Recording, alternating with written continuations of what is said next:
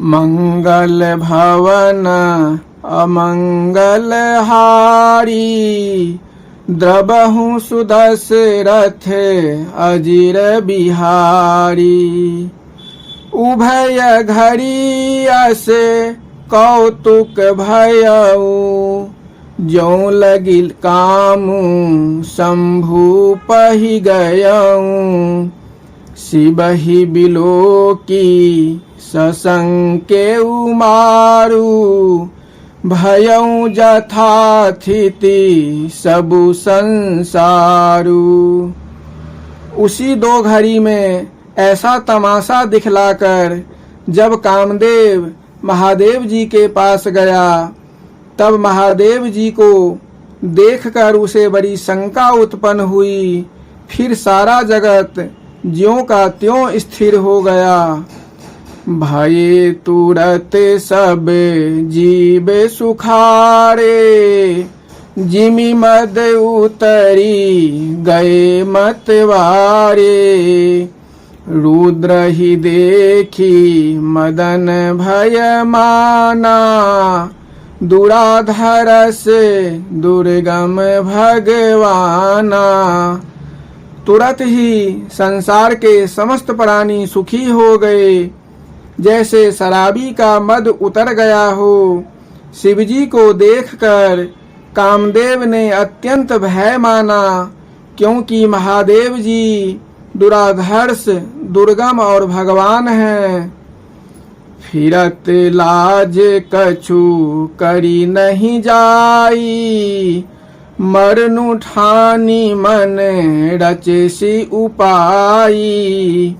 प्रगटेसी तुरत रुचिर ऋतुराजा, कुसुमित नभ तरु रचि बिराजा। जय सिया राम जय जय सिया राम, श्री राम जय राम जय जय राम। तब लौटते हुए उसे बड़ी लज्जा आई, कुछ कहा नहीं जाता। इससे उसने अपना मरना निश्चित कर उपाय रचा और शोभायमान बसंत ऋतु को प्रकट किया। उससे वृक्षों पर नए पुष्प और पत्ते शोभायमान हो गए। बन उपवन बापी का तरागा, परम सुभग सब दिशा विभागा। जहाँ तहाँ जनु उमगत अनुरागा, देखी मुएहु मन मन सिज जागा। वन उपवन बावली सरोवर और समस्त दिशाएं परम शोभा को प्राप्त हो गई। उसी समय जहाँ तहाँ मानो प्रेम उमंग परा हो, जिसे देखकर मृत मत वाले व्यक्तियों के हृदय में भी कामदेव जाग उठा। जागई मनोभव मुयहु मन, बन सुभगता न परे कही। शीतल सुगंध सुमंद मारुत, मदन अनल सखा सही। बिकसे सरनी बहुकंज, गुंजत पुंज मंजुल मधुकरा। कल हंस पीक सूक सरस, रब करी गान नाचही अप्सरा। उसी समय मृतक मन और वृद्ध व्यक्तियों के हृदय में भी कामदेव जागृत हो गया और वन की सुंदरता वर्णन नहीं की जाती। शीतल मंद सुगंध वायु जो कामादिक को बढ़ाने में उसका मित्र सहायक हो बहने लगा। सरोवर में भांति भांति के कमल खिल गए। मनोहर भौरे के झुंड मधुर मधुर गुंजार करने लगे। सुंदर हंस कोयल तोते मधुर शब्द करने लगे। अप्सराएं सुंदर गान करने और नाचने लगी। सकल कला करी कोटि विधि, हारऊ सेन समेत। चली न अचल समाधि शिव कोपयो हृदय निकेत। मंगल भवन अमंगल हारी द्रबहु सुदशरथ अजिर बिहारी। श्री राम जय राम जय जय राम। श्री राम जय राम जय जय राम। इस प्रकार सब करोड़ों प्रकार की कला करके कामदेव अपनी सेना सहित हार गया। और जब शिवजी की अचल समाधि भंग न हुई तब तो कामदेव ने अपने हृदय में महाक्रोध किया। देखी रसातल बिटप बरसाखा तेहि पर चढ़ेऊ मदनु मन माखा। सुमन चाप निज सर संघाने अतिरिसता की श्रवण लगिताने।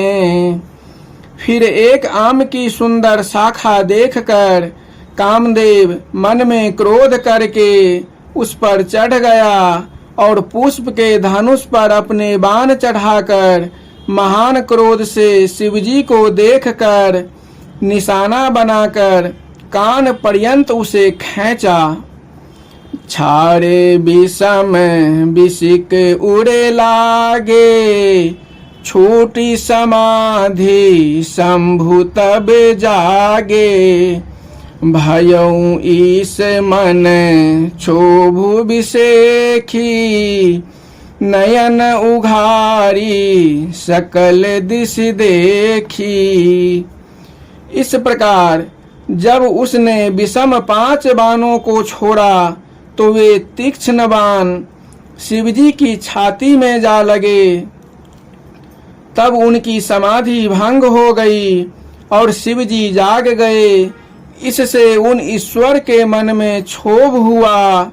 उन्होंने नेत्र खोलकर सभी ओर देखा तो सौरभ पल्लव मदनु बिलोका भयों को पू कंपे त्रैलोका। तब शिव तीसर नयन उघारा चितवत कामु भयऊ जरि छारा। आम की नवीन कोपलों पर कामदेव दिखाई पड़ा। फिर तो श्री महादेव जी को महान क्रोध हुआ कि जिसने तीनों लोक कांप उठे।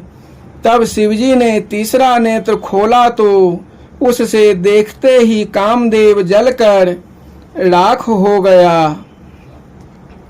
हाहाकार भयौ जग भारी डर पे सुर भय असुर सुखारी। समुझी कामा सुख सोच ही भोगी भय अकंटक साधक जोगी। फिर तो संसार में बड़ा हाहाकार मच गया। देवता भयभीत हो गए। असुरों को सुख हुआ। काम के सुख को समझकर भोगी चिंतित और साधक योगी विघ्न रहित हो गए। जोगी अकंटक भय पति गति सुनत रति मूर्छित भई। रोदति बदति बहु भांति करुणा करति शंकर पही गई। अति प्रेम करी बीनती विविध विधि जोड़ी कर सन्मुख रही। प्रभु आशुतोष कृपाल शिव अबला नीरखी बोले सही। योगी अकंटक हो गए।